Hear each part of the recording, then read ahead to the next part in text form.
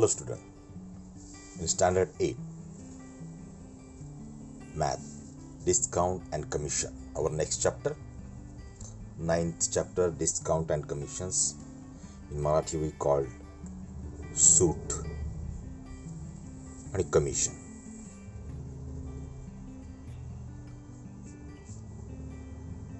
You know very well about the percent in a 6th standard, 5th standard.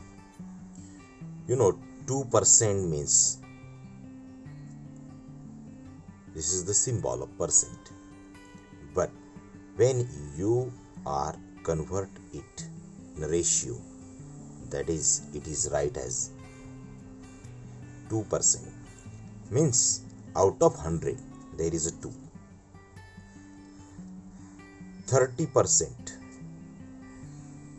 means 30 upon 100, means out of 100, means there is a out of 100 apples. Assume the example, if there is 100 apples, out of these 100 apples there is a 30 where in a good condition. When we select that is which apple is in a good condition, then we got the 30 apples is in a good condition. Means out of 100 apples, when we count it 100, then we get. So sometimes in Marathi we also called as a 2%. In examination we count in how got the marks, means 86% on a 10th exam, means what is it? This is a percentage, means out of 100 marks he getting the 86. 100 मार्काचा paper असेल तेव्हा त्याला त्याच्यामध्ये 86 गुण मिळतात. यापैकी इतका, यापैकी इतका, यापैकी इतका, या पद्धतीने हे लक्षात ठेवायचा. हा रेशो जो आहे, तुम्हाला समजा 45% विचारलं तर तुम्हाला बॉक्स विचारलं तर तुम्हाला त्याच्यात लिहिता आलं पाहिजे इथे काय आहे. तर ही जरी सिम्बॉल असला तरी आपल्याला काही गणित पुस्तकात पण दिलेली आहेत. उदाहरणार्थ 4% ऑफ 300, 300 रुपयाच्या, बघा 4%, ऑफ म्हणजे गुणिले आहे, जिथे ऑफ शब्द असेल तो multiplication. 4% 100, 4 upon 100, of means multiplication of 300, 4% of 300 या फॉर्मने येणार. पुस्तकात मग तुम्हाला दिलेलं आहे ती आपल्याला जर त्यांनी बॉक्स दिले असतील तर तुम्हाला ते बॉक्समध्ये लिहिता येतात उत्तर काय आहे. पण आता आपण हे सोडूया काय होतं. 4 into 100, 300, there is no denominator, so we keep here as a denominator for our convenience. आपल्या सोयीसाठी आपण त्याला छेदस्थानी 1 लिहायचं आहे. आता काय करता येतं, आपल्याला याचा गुणाकार करता येतो, बरोबर. अंश अंशाचा गुणाकार, छेदाछेदाचा गुणाकार, आणि मग आपण त्याला इकडे लिहू शकतो. पण आपण असं न करता जर 100ने 300ला भाग जातो का, 100च्या पाड्यामध्ये 300 आहेत का, अशा छोट्या छोट्या गोष्टींचा विचार करायचा. मग हा 0 100च्या पाड्यामध्ये 300 आहे. 100 त्रिक आपण जर म्हटलं तर 300 येतात. मग आपल्याला 3 येण्यासाठी आपल्याला काय, आपण जनरली असं कट करतो. हा एक काही नाही, म्हणजे 3च आलं. 100 3s are 300, मग 3 उत्तर येतच असं. मग हे मी या पद्धतीने लिहिलं. जर 100ने असेल तर आपल्याला तर कट आउट करता येईल, जिथे 0 असतील तर ते करायचे. आणि 4 into 3 12, and there is a 1, means answer is a 12. 4% of 300. बरोबर. तर आता हे वेगवेगळ्या पद्धतीने आपण काढू शकतो. आता हे गणित जर समजून घ्यायचं असेल पर्सेंटेज, तर 100 रुपयाला 4 रुपये आहे. 100ची नोट, ही 100ची नोट बघा, दुसरी 100ची नोट आणि तिसरी 100ची नोट. याच्यातले 4 रुपये, याच्यातले 4 रुपये, याच्यातले 4 रुपये, 100रातले 4.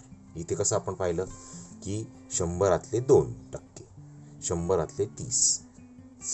आता इथे 300 आहेत, पण आपण आता त्याला गणिताला थोडंसं सेपरेट केलं आपण की 300 आहेत ना, या 3 नोटा ज्या आल्या ते 300 पासून आलेल्या आहेत. मी त्याचं सेपरेशन केलं. मग 100रातले 4%, 100रातले 4%, पर्सेंट म्हणजे त्याच्यातले, ऑफ म्हणजे त्याच्यातले. तर ह्या 4ंचा बेरीज करूया. 4 एक 4, 4 आणि 4 8, 8 आणि 4 12 आले. तर 12 रुपये होतात. म्हणजेच हे गणित असं सोडवलं तर आपल्याला ते ॲन्सर मिळू शकतं. पर्सेंटेज करायचं आणि त्याला ज्या संख्येला विचारलं असेल त्याला मल्टिप्लिकेशन या फॉर्मॅटने आपण उदाहरण सोडवू शकतो. आणि असं हे तर कॉमन गणित आहे लहान आपल्याला लेवलवर समजून घेण्यासाठी. पण जर समजा तुम्हाला लाखो रुपयांचं असेल तर तुम्ही इथे असं करू शकत नाही. मोठ्या हजाराची जर अमाऊंट असेल, 70,000ची अमाऊंट असेल, तर तुम्ही 100-100च्या नोटा लिहू शकाल का? त्यासाठी एक सिम्पलची मेथड हीच वापरायची की तुम्ही जी काही अमाऊंट दिली असेल त्याला पर्सेंटेज दिले असेल, याच्याने तुम्ही मोठमोठे गणितं करू शकता. 15,000च्या 4%. आता 15,000च्या नोटा आपण लिहू नाही शकत, असं छोट्याशा लेवलवर आपल्याला कळू शकतं.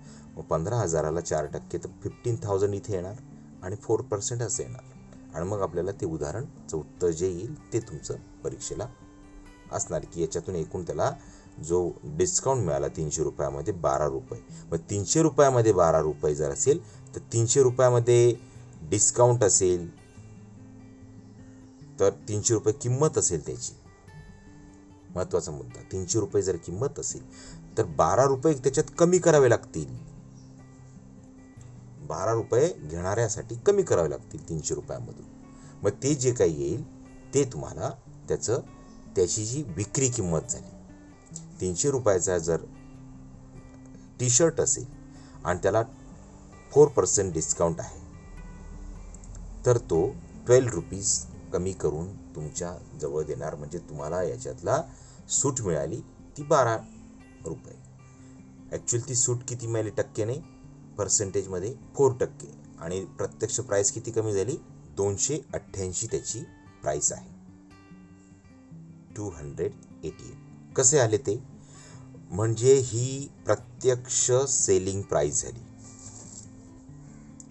ही झाली सेलिंग प्राईस आणि ही झाली मार्क प्राईस. मार्क म्हणजे त्याच्यावर छापलेली. आणि ही जी अमाऊंट ती ज्याच्यातून झालं की ही झाला हा डिस्काउंट. दिसताना 4% कमी होणार म्हणजे काय 4 रुपये नाही कमी होणार. ते 100रातले 4, मग 300 रुपयातून 4 त्रिक 12. 100रातले 4 रुपये कमी होणार, 100रातले 4 रुपये कमी होणार, 100रातले 4 रुपये कमी होणार आणि मग त्याचा सगळ्या ओव्हरऑल तो डिस्काउंट आपल्याला मिळेल. तर 300 रुपयामधून 4 प्रमाणे केलं तर त्याला 12 रुपये आपल्याला सूट द्यावी लागेल. ती सूट वजा करून है ना, ती सूट वजा करून आपल्याला त्याची किंमत ठरणार आहे. म्हणून याला मार्क प्राईस आणि सेलिंग प्राईस. कोणत्याही वस्तूवर छापलेली ज्या किंमत असते तिला काय म्हणत असतो आपण? मार्क प्राईस असं म्हणत असतो. आणि जेव्हा ती मार्क प्राईसच्या जेव्हा आपण दुकानात जातो तेव्हा आपण काय करतो? त्याला डिस्काउंटमध्ये कन्वर्ट करतो. डिस्काउंटमध्ये कन्वर्ट केल्यानंतर सेलिंग प्राईस त्याच्यात असते. जेवढे पैसे देऊन तुम्ही विकत घेता तेवढं म्हणजे तुमची त्या दुकानदाराची प्रत्यक्ष selling price. such as the sales discount is offered in various goods generally in the month of July, and sales of the clothes are also discounted declared. And how and what is the purpose behind it? याच्या मागचं कारण काय आहे? हे असं का करतात?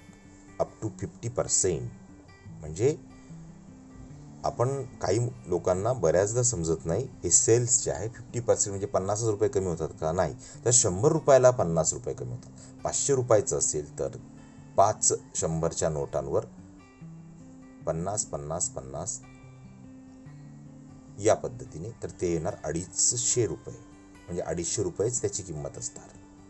मग आता आपल्याला त्याच्यावर आता विश्वास बसत नसतं. पूर्वीच्या काळीस काय होतं, अतिरिक्त माल विकण्यासाठी लोकांमध्ये विक्री करण्यासाठी ही पद्धत वापरली जायची.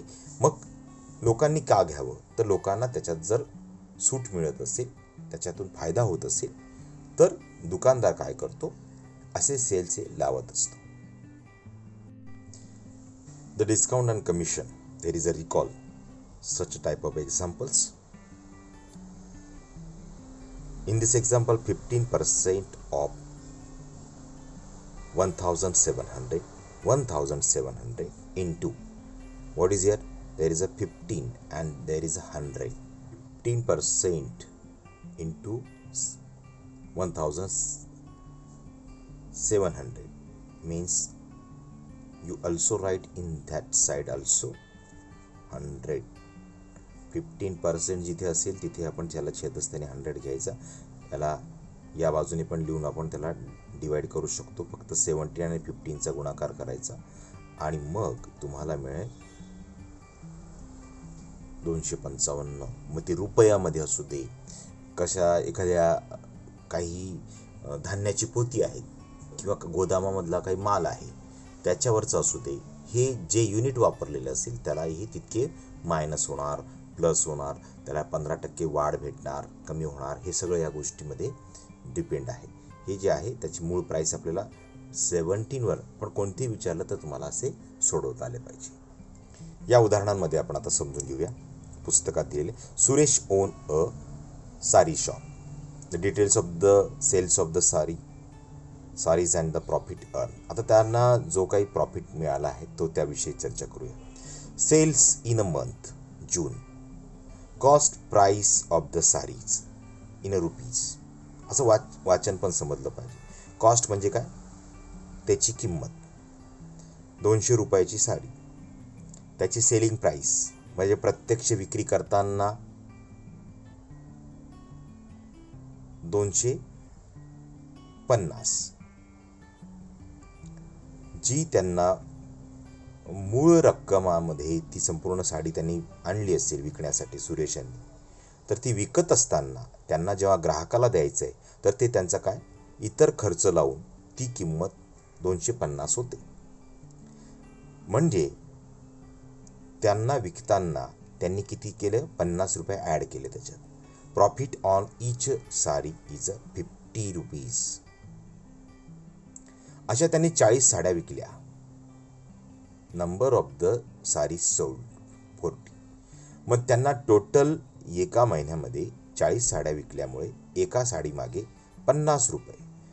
तर 50 गुणिले 40 त्यांनी महिन्याभरातून किती कमवले, 2000 रुपये कमवले. किती साड्यांमधून, 40 साड्यांमधून. एकाच दिवशी नाही कमवले ते, त्यांनी त्या 50 साड्या विकल्या तेव्हा त्यांना 2000 रुपये त्याचा प्रॉफिट झाला. प्रत्येक दुकानदार असा प्रॉफिट मिळवण्यासाठी तो प्रत्येक प्राईसमध्ये बदल करत असतो. त्याला जी असते मूळ किंमत त्याला कॉस्ट प्राईस म्हणतात. म्हणजे निर्मिती खर्च असू दे, त्यांना आणेपर्यंत त्यांच्या घरापर्यंत किंवा दुकानापर्यंत आणण्यासाठी, त्यानंतर दुकानात विकताना ती त्याच्यावर प्राईस टॅग असतो, त्याला आपण प्रत्यक्ष सेलिंग करताना. त्यानंतर आता आपण इथे काही गोष्टी बघणार आहेत. मार्क प्राईस ती हीच असते. मार्क प्राईस कोणती असते, सेलिंगच्या वेळेस असते. आणि डिस्काउंट करून जेव्हा दिली जाईल त्यावेळेस त्याची जर डिस्काउंट दिला तर, आता ते काय करतायत, त्यांना डिस्काउंट देत आहेत. तो डिस्काउंट देऊन 250 रुपयाची साडीमध्ये त्यांनी 20 रुपये कमी केले. 250 रुपयाच्या साडीमध्ये 20 रुपये कमी केले. Profit on each saris 30%. आता ते विक्री जास्त करण्यासाठी त्यांनी काय केलं, 20 रुपये कमी केले. त्यांचा प्रॉफिट कमी केला. मूळ रक्कमेमध्ये बदल झाला का, नाही. त्यांनी जेवढा माल आणला होता त्याच्यात काही बदल झाला नाही. त्यांनी सेलिंग प्राईसमध्ये कमी केली आणि ती त्यांनी बाहेर बोर्ड लावला की आता डिस्काउंटेड आहे. तो किती आहे, काय आहे ते आता बघूया. त्यानंतर profit on such each sari is 30. अशा त्यांनी किती विकल्या? आता इथे पहिले कमी विकल्या गेल्या होत्या, डिस्काउंट देताबरोबर त्यांची सेलिंग वाढली, डायरेक्ट 100 साड्या वाढल्या. 100 साडी त्यांनी काय केलं, 30 रुपयाप्रमाणे जर विकल्या असतील तर आता इथे एक्स्ट्रा 100 दिला गेला आहे पुस्तकामध्ये, याला कट करा सगळ्यांनी, कारण त्यांनी काय केलं 100 दिलेला, 1000 साडी नाहीत, मग इथे 30,000 झालं असतं. 30 गुणिले 100 साडी विकल्या, 30 रुपयाप्रमाणे त्यांनी 3000 रुपये कमवले. असे त्याने 40मधून 2000 कमवले होते, आता 30मधून त्यांनी आपल्याला 100मध्ये म्हणजे त्यांनी जवळजवळ एक्स्ट्रा आणखी 100 विकून त्यांनी 3000 कमवले. तर ही त्यांची जी आहे, clear that the discount is given each sari during the sales in July. The profit in each sari is a less but the total sari sold are more. याच्यामध्ये काय दिसलं की अतिरिक्त साड्या विकल्या गेल्या, 40च विकण्यासाठी, म्हणजे लोकांना घेण्यासाठी. अशा प्रकारचं एक इन्कम जे आहे ते सुरेशचं पण वाढलं आणि लोकांमध्ये वस्तू घेण्यासाठी प्रवृत्ती पण वाढली. क्रयशक्ती त्याला कॉमर्समध्ये म्हटलं जात असतं. There is a mark price. Each items to be sold has a price tag on it. जेव्हा तुम्ही कोणत्याही ड्रेस किंवा नवीन कपडे किंवा कोणती वस्तू असेल तर त्याच्यावर एक कागदाचा कार्ड पेपरचा तुकडा त्याला लावलेला असतो, त्याला दोरा बांधलेला असतो, त्याला प्राइस टॅग असं म्हणतात. त्याच्यावर किंमत छापलेली असते, ड्रेसच्या पाठीमागे असतं बघा. तर त्या प्राइस टॅग किंवा कोणती किंमत असेल त्यामधलं त्याला प्राइस टॅग असं म्हणू शकतो आपण. The price on that tag is called as a mark price. म्हणजे जेव्हा दुकानदार जेव्हा तुम्हाला ऑफर करतो तेव्हा ती त्याची छापील किंमत असते, मराठीमध्ये त्याला छापील किंमत असं म्हणतो. कारण त्याचं जे अमाऊंट काढून त्याने त्याचा विक्रीच्यासाठी जे काढलेलं असेल ते त्याने एकत्रित दिलेलं असतं. तेव्हा आपण काय करतो, त्या मार्क प्राईसप्रमाणे आपण ती वस्तू घेत असतो. मॉल्समध्ये गेल्यानंतर त्या टॅगवरचं जी काही किंमत असेल त्याप्रमाणे पैसे घेतले जातात. पण आपण इतर मार्केटमध्ये आपण त्याच्याहून कमी मागतो की याच्यापेक्षा ते कमी द्यावं. जिथे प्राइस टॅग नसेल तिथे काय होते, आपली फसवणूक होत असते. कधी आपल्याकडून कमी घेतलं जातं, कधी त्यांच्याकडून जास्त घेतलं जात असतं. Shopkeepers offers the discount on the mark price. आता ह्या मार्क प्राइसवर तो डिस्काउंट ऑफर करत असतो, हे लक्षात घ्या. आपण आधीचं त्याचं निर्मिती खर्च नाही काढला, आपण निर्मिती खर्च त्यांचा तो दुकानदारांचा आहे की त्याच्यातून त्याने विकण्यासाठी जो किंमत आहे ती मार्क प्राइस, आणि त्याच्यावर आणखी डिस्काउंट देणार तरच ते लोक घेतील. Discount while the selling the object the actual amount by which he reduces म्हणजे काय, कमी करणे. ॲक्च्युअल अमाऊंट बाय विच म्हणजे जी मूळ रक्कम आहे, किंमत आहे, त्याच्याहून कमी करून रिड्युसेस द मार्क प्राइस, म्हणजे ह्या ज्या मार्क प्राइसला कमी करून जी काही विकली जात असते ती वजा करून, म्हणजे या मार्क प्राइसमधून जेवढा while the selling the object the actual amount by which reduces the mark price, म्हणजे मार्क प्राइसमधून एखादी अमाऊंट छोटीशी वजा केली जाते. 20% असेल तर 100 20 रुपये, 100 20 रुपये. मग याच्यात बघा सेलिंग प्राइस जर असेल तर आपल्याला मार्क प्राइसमधून डिस्काउंट. 100 रुपयाची वस्तू असेल त्याला 20 रुपये डिस्काउंट असेल, टक्के नाही 20 रुपये डिस्काउंट असेल, तर याची किंमत किती आली, 80 रुपये आली. 80 रुपये जी आहे ती कशी कमी झाली, 100 20 रुपये गेली, फक्त 80 रुपयाची प्रत्यक्ष तुम्हाला विकताना मिळणारी अमाऊंट ती असते selling price. Selling price equal to mark price minus discount. जेव्हा 100 20 कमी होऊन आपल्याला 80 मिळतील, म्हणजे त्याला जर त्यांनी ठरवलं असेल की 20% डिस्काउंटचा अर्थ काय, 100 रुपयामधून फक्त 20 कमी करायची आणि मग कमी केल्यानंतर आपल्याला जी काही मिळेल ती त्याची अमाऊंट असणार, ती सेलिंग प्राइस असणार. If the discount is a x, आता इथे बघा, if discount is a x%, काहीतरी विशिष्ट असेल तर x% म्हणजे काय, तर x/100 डिस्काउंट आणि मार्क प्राइस. 100ची वस्तूवर इतके एक्स अमाऊंट त्याचा आहे, तर आपण याच्यावरून आता डिस्काउंट काढू शकतो. हा मार्क प्राइस आपल्याला डिस्काउंट इक्वल टू ह्या x/100ला काय जाणार, mark price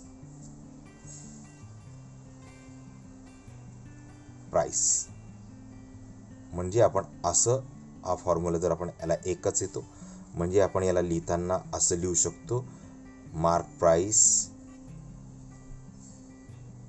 into x upon 100. हा डिस्काउंट काढण्यासाठी आपल्याला या सूत्रामध्ये अशा पद्धतीचा बदल हा मिळतो discount equal to mark price into the 100. तुम्ही कोणत्याही वस्तूचा डिस्काउंट आपण मार्क प्राइस जी आहे छापील किंमत आणि त्याला एक्स 2%, 3%, 5% जे असेल ते आणि त्याला भागिले 100 करायचं तर तुम्हाला डिस्काउंट मिळणार.